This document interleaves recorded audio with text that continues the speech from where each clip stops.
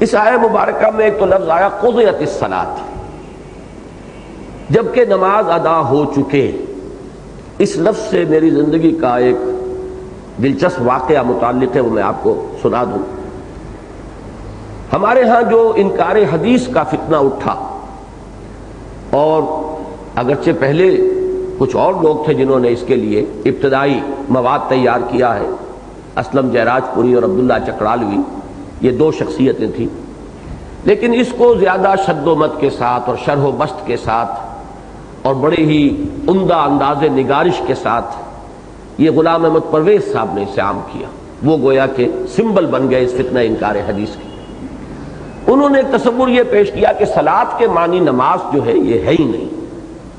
صلاۃ تو نظام کو کہتے ہیں، نظام ربوبیت کو کہتے ہیں، معاشرے کو کہتے ہیں۔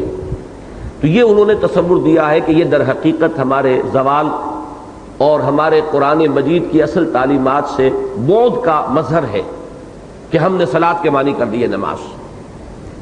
تو ایک مرتبہ جب کہ میں MBBS کر کے ابھی گیا ہی تھا ساہیوال، وہاں ایک صاحب تھے جو میونسپل آفیسر تھے، انجینئر تھے، اور میونسپلٹی کا وہ سارا جو نقشے وغیرہ پاس کرنے کا کام ہے ان کے حوالے تھا۔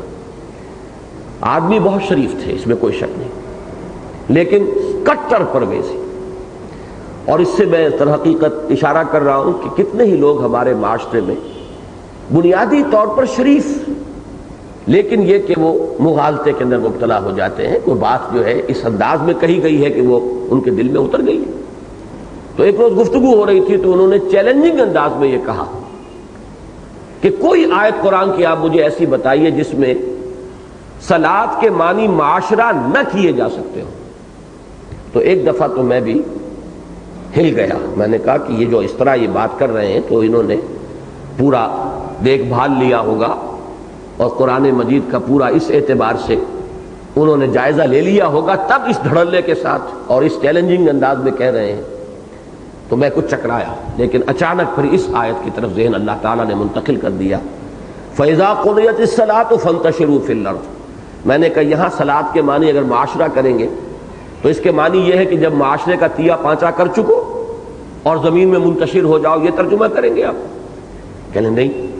میں نے کہا دیکھیں یہاں لازماً کوئی نہ کوئی عمل معین مراد لینا پڑے گا جب وہ عمل ہو چکے، اس سے معاشرہ ہرگز یہاں مراد نہیں لیا جا سکتا۔ تو میں نے اس وقت کی جو ان کی کیفیت تھی کئی دفعہ بیان کیا ہے کہ آج بھی میرے سامنے وہ نقشہ آ جاتا ہے کہ جو قرآن مجید میں حضرت ابراہیم علیہ السلام اور نمرود کے مکالمے میں آیا ہے، فَبُہِتَ الَّذِي كَفَرَ، تو پھر وہ کافر مبہوت ہو کر رہ گیا، کوئی اس کے پاس جواب نہیں تھا۔